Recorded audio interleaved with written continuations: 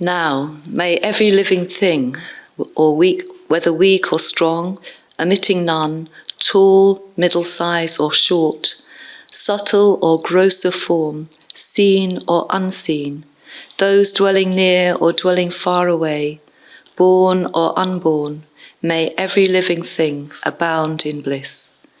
Let none deceive or think scorn of another, in whatever way.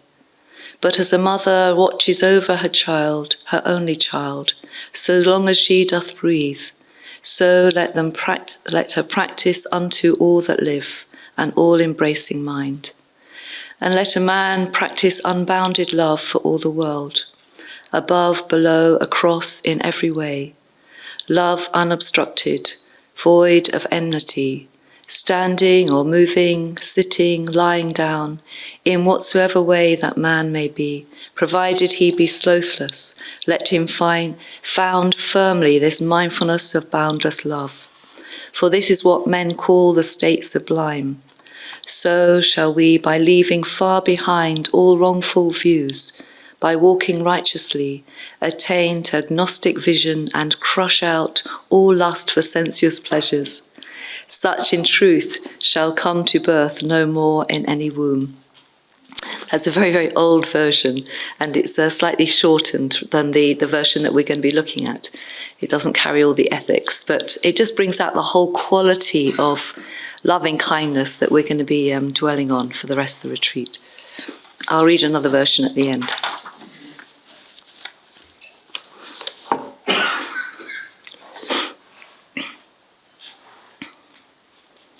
So in Living with Kindness, in Bante's commentary, he talks quite a lot about, towards the end, about why we have hatred.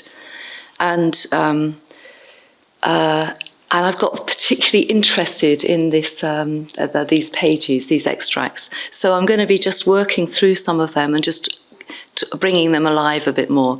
I've had to cut an awful lot out, unfortunately. I've done it over and over again and edited and cut out, trimmed. So we'll just get a very short version, but hopefully it still carries a lot of helpful information. So Bhante starts by saying, hatred is the antithesis of human growth and development. So it's going against human growth and development. So just like craving and ignorance, it's one of the three unskillful roots, the akusala moolas. And he says this lovely phrase, he says, these roots feed and sustain our lower nature. And I think when I was studying this with the Dharma team recently, one of the guys said, it's like it keeps our ego static, which I thought was quite a nice way of looking at it. That we don't want to change. We want everything to stay the same in ourself. We want our ego to be static. And hatred is a way of doing that. And I've been thinking a bit about this quite a lot recently. I was thinking, this could motivate me a bit more. You know, when you find somebody really irritating, you don't feel very motivated to develop loving kindness. Because as far as you're aware, your response is correct. And you're maintaining that. You know there's something a bit unskillful about it, but overall, they deserve it. But I've begun to think, but what about if I reflect that this is me kind of it's like blocking my energy and keeping the ego static. It's not allowing me to grow. It's like I've got this stream of energy and this big river streaming towards, say, freedom. And now I'm caught up in a little eddy here, very circular, just doing this thing. What if I think like that? Then that might make me want to change that habit, change that behavior. So human beings have a particular capacity for hatred. I live with cats. They kill, they eat. They don't experience hatred. I can tell that. I'm that sort of person. And humans have a particular capacity for hatred. And this is because we're self-aware. We've got reflexive consciousness. So we've got an ability. We've got an ability to experience pain, unpleasant contact, experience pain, and then we begin to develop an idea about why that pain exists and who caused it. And this is the eddy. This is the little thing that we then circle around. And not only do we want to remove the person or the thing that's caused us suffering or caused us unpleasant contact, not only do we want to remove it or remove ourselves from it, we want to retaliate. Even worse, we want to take revenge. There's this lovely line in the mind training teachings that says, "Don't wait in ambush." We're all thinking, "Oh, I don't wait in ambush. I'm just not that kind of person." Well, you just watch yourself. Somebody says a slightly cynical remark or a slightly undermining remark, and you know exactly where you're going to wait in ambush. And that's going to happen in 3 days' time. And as I say, something like, I used to say to my friends, yes, revenge will be swift and out of proportion. Yeah, so we want a sort of emotional satisfaction from this ambush or this revenge. So this is what we're doing. This is our hatred. It particularly happens in familiar relationships where we all get into sort of habits and tracks with each other. And we even know where we're going to be standing in the kitchen, practically, where we're going to wait in ambush. So hatred is something we do. Okay, we can think it's a very spontaneous thing. Something happens and we spontaneously flare up into hatred. No, it's something that we do. And we're doing it as part of a conditioned process. Shantideva, in the Bodhicharyavatara, he says, a person does not get angry at will, having decided, I shall get angry. And I've often pondered on this verse and think, well, is that true? And I thought this morning, well, it is true, because, I open my diary for the day and I think, okay, so 10:30 I'm giving a talk, and 1 o'clock I'm having lunch. Maybe at 2:30 I'll just have angry for an hour. And then I could write it in my diary. And I thought, well, I don't do that, do I? I don't plan anger. Yeah? So obviously it's true. It's not something which I've planned, but at the same time, we're doing it all the time. We're doing it by indulging in certain kinds of thoughts that harden into certain kinds of attitudes and views. And because of that, when that person or when that spice in the food arrives or whatever, or where the room's too hot or too cold, that spark is triggered. So anger is something that we're doing, often quite unconsciously, long before the moment when it expresses itself. So we're part of this anger is part of this conditioned process.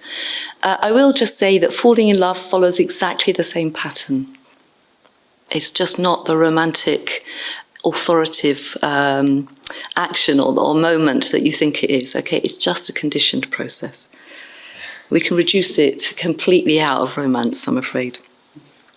You have unpleasant, I'm going back to hatred, although both could be true, but anyway, you have contact, you have unpleasant contact, Vedana, sensation, and then you have an emotion that goes with that comes out of that, which is ill will, not wanting, and then you look around for the reason why it's happened, and you find blame, you get into blame. So this can happen anytime. It can, you see a bit of rubbish on the side of the road and you go, in your natural, habitual stream of consciousness, you go, young people, parents, government, society. Yeah, that's what you do with that little piece of rubbish. And then you do that regularly every time you go for a walk. You just oil the wheel. And we're reinforcing views like that all the time. It's a very, this conditioned process that I'm describing is very simple. It's very human. It's what we all do. And it's not Buddhist. It's what we're all doing. It's just that the Buddha named it and then began to work with it. So because we've got involved with the Dharma, we're being described it without having to discover it for ourselves. But people do discover it for themselves over and over again when they're working with very crucial situations. Sometimes when people are working with, I don't know, like a very strong alcoholism or being imprisoned, they're working with very difficult external conditions, and then they begin to understand that those conditions don't have to dictate their mental states. And once they start doing that, they discover this path. So hatred is something that isn't just happening to us, it's something we're doing.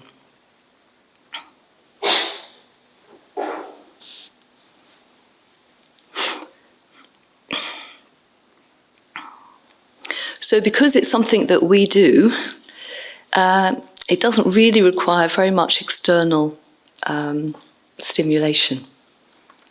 Have you noticed how you can be in a particular situation, like at work, or let's just say at work at the moment, that might be the simplest thing.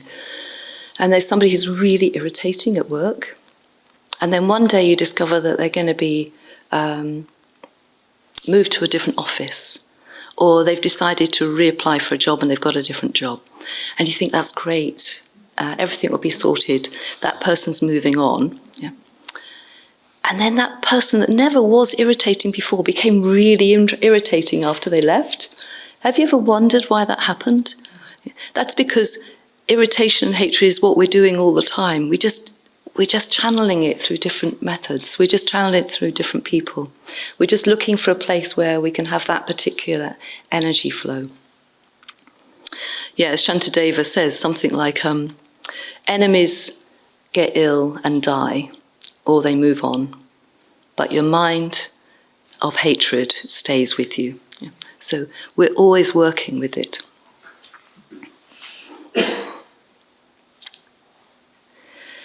Yeah, and it's just part of human nature, so we shouldn't be surprised.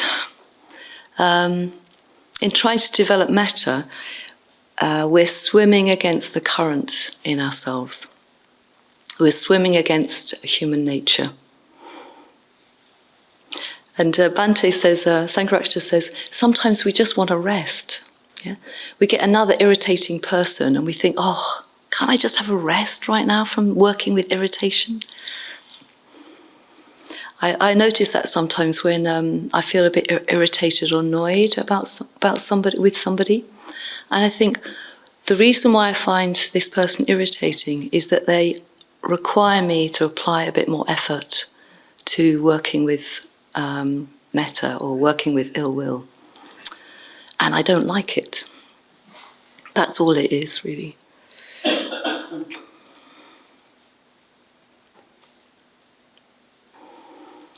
So we experience hatred because something in us is threatened. Something in our experience is threatened. So often our physical experience isn't threatened. I don't live in fear of being killed or injured, not very much. So often our threat is very psychological. It's our security that we've got based in our psychological sort of views. Bhante says, to identify with the self is to be susceptible to the arising of hatred. That's just a very neat line that describes a huge encyclopedia of Buddhist teaching. To identify with the self is to be susceptible to the arising of hatred. And he says, we've been prone to hatred for as long as we've been embodied human beings. It's as though hatred was woven into the very fabric of our being. Yeah, so often things touch our sensitivity, touch our self-worth, touch our view about ourselves. And what it touches often is our ability to have control, which is at quite a deep level, our views about ourselves. Maybe I'm somebody who is right, and as soon as somebody says something that contradicts our opinion, then we're threatened. Or maybe we identify as somebody who needs a lot of support. So as soon as somebody suggests that you might be a bit more independent, we feel threatened. Or maybe we identify as somebody who can care a lot about people. And as soon as somebody tells us they don't need our protection or they don't need our care, we feel threatened. And then hatred can arise.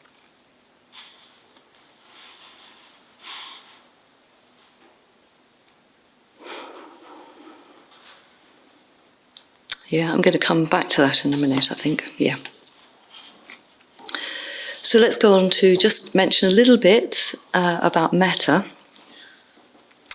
Metta is objective, which is quite an unusual thing, how to describe it. You know, metta is objective, or metta is a rational emotion. This is not how we tend to think of metta, not how we tend to think of emotions generally. And this is where the Sangharakshita is playing with the view that it's not just sentiment. It's not just about being nice. It's actually got a kind of reason to it. It's a rational emotion. It's anger or criticism that is often got the heat in it. We tend to believe that's got authority, the authority of truth, but actually metta, which seems simple sometimes, has got a clarity because it's not prejudice. It's not leaning towards a bias. It's not driven by our sense of self being threatened. So it's got an objectivity to it, a rationale about it.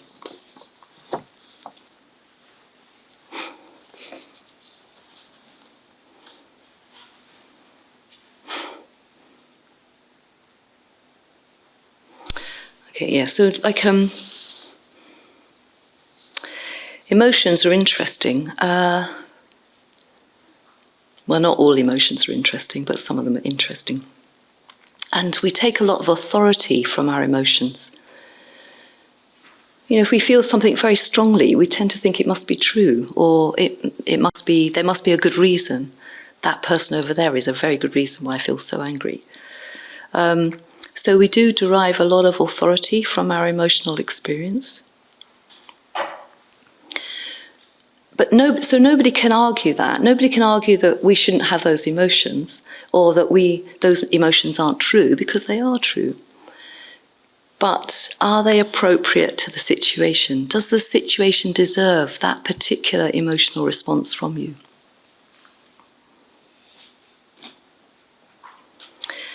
Sangharakshita asks us, even if you're just a little bit aware of what's going on, you could ask yourself, does this situation justify the emotional reaction that I'm having?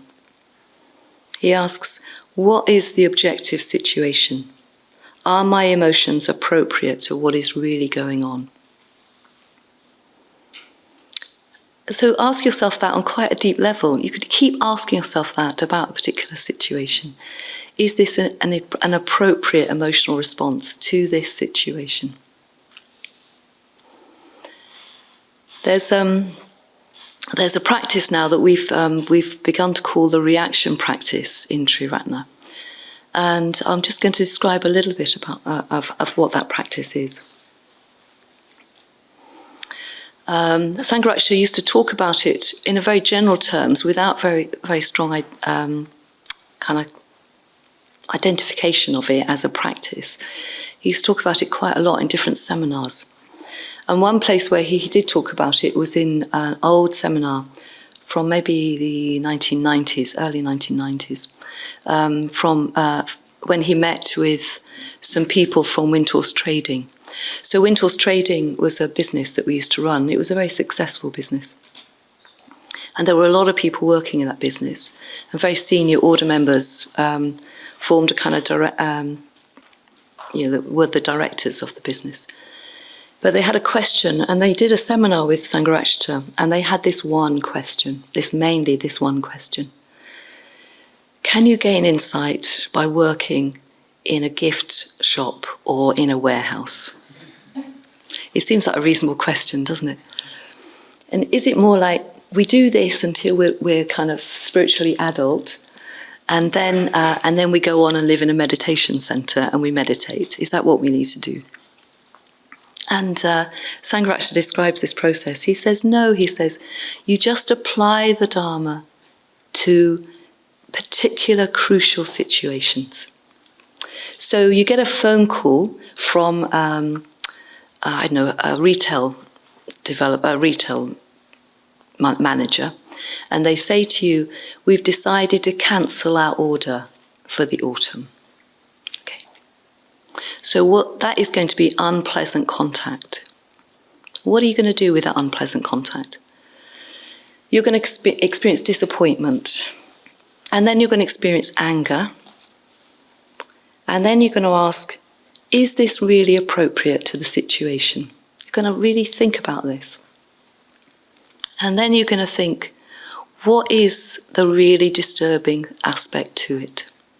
Is it that we're going to lose money? Probably not. It's probably fine. Nobody dies. What is actually in trouble right now? And you begin to realize it's your view about yourself that's in trouble. Your view, which is maintained by the idea that you're a successful business manager and you've just lost a contract. So your view about yourself is dependent on certain things going well or a certain worldly success. So that's what's being challenged right now. So he says, apply the Dharma and look at what's happening and go deeper and deeper into that experience. What is really dying right now? What is being challenged right now? So I invite you to use the retreat to do that. Like, take an instant where you experience hot emotions of fear or anger or upset. Maybe something that happens on the retreat, or maybe something that's happened before you arrived here. And then see if you can go underneath that and see what's really happening. What do you really feel? And then below that, what's really threatened? What's really being challenged? When I did this recently, what was really being challenged for me was my need for control in that moment. And life isn't in your control. And I didn't like it. On quite a deep level, I was very, very threatened by it. So see if you can go that far down.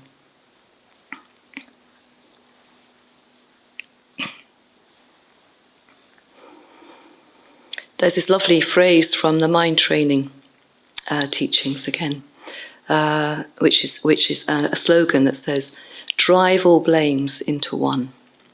It's a fantastic teaching. So drive all blames into one means look at where you blame something for an injury or a disappointment or an unpleasant feeling. And then look at what's underneath that and find out what's really to blame. Your own insecurity is to blame. Your own need for control is to blame. Your own need for being seen in a certain way is to blame.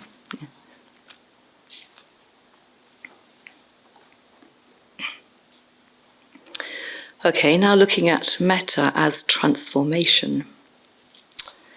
So Sangharakshita says the metta bhavana is fundamentally a practice of transformation. He says it's not annihilation.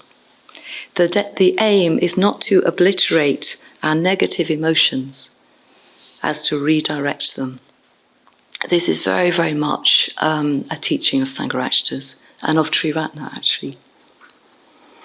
So what he's asking us to do over and over again is look at where our energy is flowing and then see if we can harness that energy towards the good. See if we can really harness that energy towards our ability to free ourselves from craving, hatred, delusion. So often we prefer the little kind of cul-de-sacs, the little kind of eddies of distraction. So this comes back to the original point where hatred is just another distraction, where our energy wants to flow in that direction rather than really flow towards working with our mind and towards the good or towards real freedom. So this is interesting because that means, as from a Buddhist point of view, or from a point of view of us having values, it means that hatred. Now let me start this again. If our values are around love, or goodwill, or cooperation, then every time we go against that, it's because of our lack of integration. It's our lack of ability to hold our emotions in that direction. So again, I'm finding this quite a motivating force. Rather than thinking, I'm getting angry, I could think, oh, okay, Saddhanandi, you are now disintegrating into that kind of eddy of, that kind of circular motion of habit, rather than really pursuing what will give me real nourishment and freedom. Which is interesting, actually. I'm just thinking, I'm now thinking aloud publicly.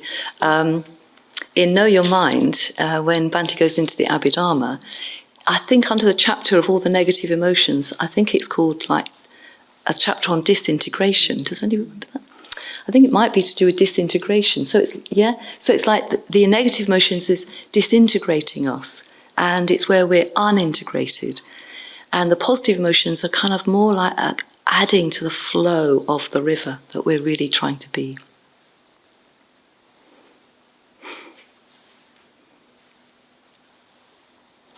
Yeah, you could ask yourself, am I really interested in the spiritual life? Am I interested in the spiritual life enough to work with this area of ill will? We have in English this phrase, the small print. I don't know if you have it in other countries. So you take out a contract, let's say, and the contract has big letters that say, well, let's think about the contract we've signed here. Become a Buddhist and become freer. That's in big letters, bold. Or it says, learn how to live well. That's in slightly smaller letters, but still quite bold. Or liberate your heart and mind. Really, really big letters. Mm-hmm. And then there's the small print that we never read. And you always get lawyers to read it. Yeah, you always get lawyers to read it. And the small print says things like, you are going to have to change, Saddhanandi, in this situation. You don't read that. Or it says, you are going to have to develop patience around this irritating person. Yeah, you don't read that. Or it's, you are going to have to work with your craving around chocolate. Yeah, you definitely don't read that. You ask for a lawyer to read that and tell you if it's legally binding. And every now and then I have a reaction where I think, I really don't want to work with this. And I think, come on, Saddhanandi, this is the small print. This is the part of the contract you'd never read, yeah? Which was, this is going to change your life, and it's going to be you working with doing that. Yeah. So just notice that reaction or that resistance to our lives demanding more from us. There's this fantastic teaching of the different gurus where they say sometimes they went travelling on a pilgrimage or something, and they took with them a really irritating person. Because, bless them, they'd signed up for the full contract, yeah? They'd really read the details and they knew what they were doing, and they thought, okay, I need to really work with patience. And maybe if you're a guru and you have lots of people serving you and carrying your suitcase and things like that, it's also quite good to be challenged in the area of patience. So you take along a tea boy that you find very difficult. Thus have I heard.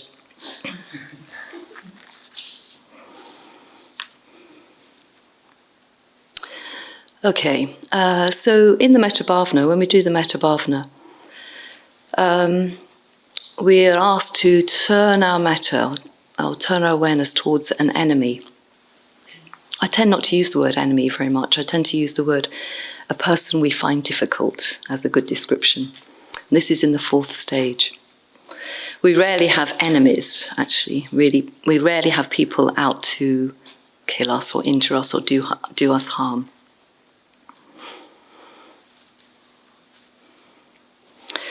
So it's interesting, isn't it, this language of an enemy. What is an enemy?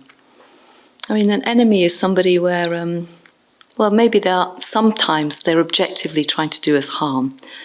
But often it's just simply that they've done something that we found difficult, or they've slightly accidentally hurt us, or they've been too loud when you've had a headache, or I don't know, whatever they've done. And we've just gradually developed an attitude about them and a fixed view about them, and we've labelled them other. Very much other. We don't want them as part of our self. We don't want them as part of our orbit. So they've become very strongly an other. And that becomes enemy. We become very polarised. I suppose that's what it is. Our relationship to them becomes very polarised. So, for instance, if somebody's very pleased to see them, they become slightly our enemy too, like, because they belong to other. Our lives are getting very black and white. It's all very polarised again, And then you end up with tribes, or you end up with the little groups, don't you, cliques, people that hang out in the tea bar and smoke, and they all like those people, and you do something different. You're over here meditating and being holy. And you just create a lot of sort of tension. Society's full of all these tensions. And we're doing that within ourselves. We're also doing it nationally and internationally.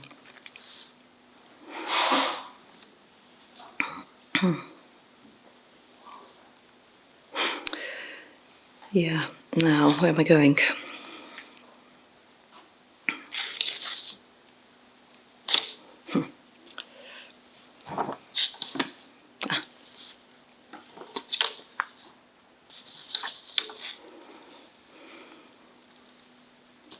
Interesting. Must have been so off-piece there, I can't even find where I was. Okay, so I'm going to bring this to a conclusion. Yeah, in the 4th stage of the Metta Bhavana. Okay, let's find this again. Yeah, okay, good, I've got it.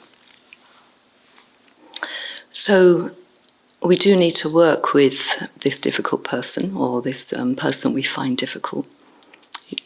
I mean, do remember that some people do love them. So one way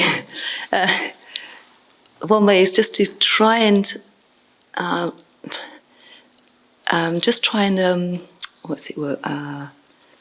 concentrate on their more attractive qualities. They do have attractive qualities.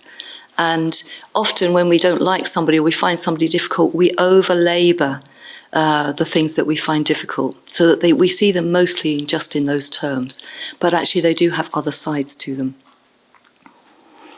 There's a lot of times living in communities where you begin to notice things that you find irritating about different people. And I'm trying to all the time address the balance. So a good example would be, a good example that showed up actually in my life at Taraloka and then at Adhisthana at times. I've been around people where sometimes we have to do a lot of collective work. Like when you're setting up for a retreat, a lot of people are needed to clear up a retreat and then re-establish a new one. There's a lot of domestic work that needs to be done and a lot of sorting out. Meanwhile, sometimes there is somebody quietly working in the office, focused on their work, often the person running the accounts. And this can create a bit of tension sometimes. It's like, how come they're allowed to sit quietly in their office and do their own work, and the rest of us are running around doing all the domestics? And the way that I used to work with this would, I'd think, well, the person that runs the accounts needs to have a certain kind of mind. And that mind needs an attention to detail and focus so that it is accurate. So you can't put a person like that in place to do the accounts and then just assume they're going to run around and do domestic work every other day, or be outward going in a particular way. You can't ask them to do both necessarily. So I was always trying to look at what the person brought to the situation that was positive, rather than emphasize all the things they weren't doing. There might be somebody, I can think of somebody I lived with quite a few years ago, and they were very, very good at picking up people at the station at midnight. I never wanted to do that job. I never wanted to do it. They would drive sometimes up to an hour to pick somebody up from a remote station at midnight. But I did a lot of washing up. They never washed up, I will just say. I could wash up at midnight, but that's because they were driving to the station somewhere. Yeah. This is the sort of thing where I'm trying to sort of address the balance. But then Bhante says this very interesting thing. He says, try to make that person the object of your metta, not on account of anything they have done or not done, but simply because they are there. And what he draws out then is we're trying to develop a continuous flow of metta, of goodwill. And whether it's this person in front of us or that person in front of us should not disturb that flow. And all we're doing in Metta Bhavana is we're developing the flow, like the river, and then we just visually and imaginatively bring that person into the scenario. And I'll see if we can then maintain the flow. He's also saying something else, which is that metta isn't given to people who deserve it. So you're not trying to judge they deserve it and they don't deserve it. You're not trying to do that. Okay? It's just, again, a flow.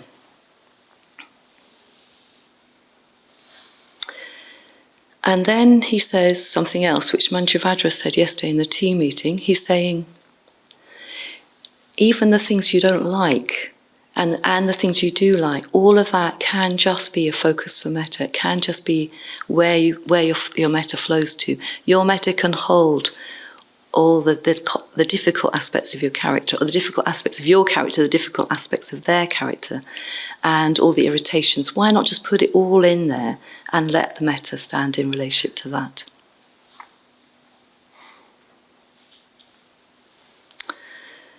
And then Bhante says something else, which he says, sometimes we think, the person is like this the person is difficult when they're they're anxious or they're busy or something, but underneath it all, they're really lovely. Underneath everything, underneath all the complications and difficult characteristics, they're really lovable and kind, underneath everything. And then he begins to say, but that would mean that there was something underneath everything that was fixed and in sort of not affected by anxiety or the environment. But Buddhism doesn't believe in that self. Buddhism doesn't see the self as existing in that way. It's not like underneath all our irritating characteristics, there's really a Saddhanandi that's quite pure and, kind and whatever it would be. Can't even think what she would be like, actually. She's so far away, I can't even imagine it. No, she's not like that. Yeah, I mean, I'm just a sum of all my actions, my thoughts, my behaviour, my views. That's it, I'm afraid. I'm sorry. So just watching how metta, the way we view metta, it might be that we really think there is somebody there, but actually it's all just process.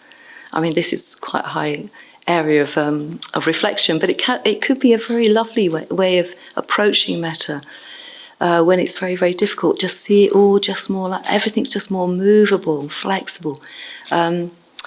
Things aren't quite so rigid and fixed. Yeah.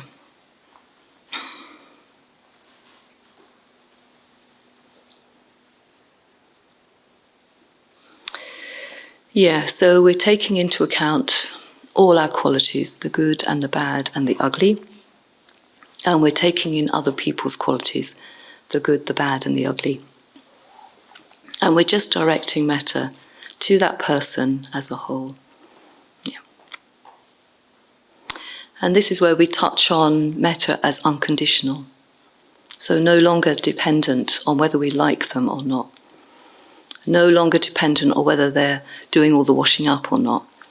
Or no longer dependent on whether they're serving our aims or not.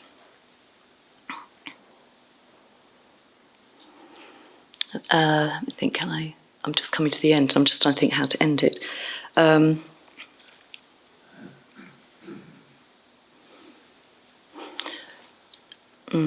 Maybe sometimes it's just really lovely to imagine yourself as enlightened, as the Buddha, or imagine the Buddha, how he would see the world, or how you would see the world through the eyes of an enlightened being, or through the eyes of enlightenment. And just look at the world more as just processes under very particular conditions, some of them thriving, some of them not thriving so well, some under harsher conditions, some under easier conditions. And just feel metta for all of that lotus pond, as we say. And when we do that, we become more concerned for the welfare of beings, more concerned for the welfare of life. Why not? Yeah. And Bhante has this lovely phrase at the end of this particular extract. He says, "We have the warmth and unflinching gaze of metta.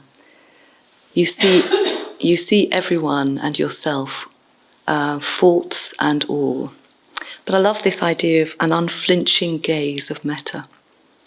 It can just see, and it's not turning away. So much of the time we're just turning away. So I'll just finish by reading another version of the Karaniya Metta Sutta, a slightly fuller version, and then we'll have a break.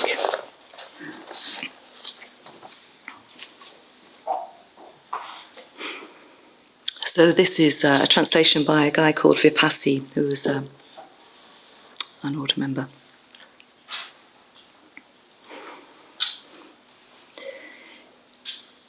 If you know your own good and know where peace dwells, then this is the task. Lead a simple and frugal life, uncorrupted, capable and just. Be mild, speak soft, eradicate conceit, keep appetites and senses calm. Be discreet and unassuming. Do not seek rewards. Do not have to be ashamed in the presence of the wise. May everything that lives be well, weak or strong, large or small, seen or unseen, here or elsewhere, present or to come, in heights or depths, may all be well. Have that mind for all the world. Get rid of lies and prides. A mother's love for her baby, her love, but now unbounded. Secure this mind of love. No enemies, no obstructions, wherever and however you may be. It is sublime. This, it escapes birth and death, losing lust and delusion, and living in the truth. Thank you.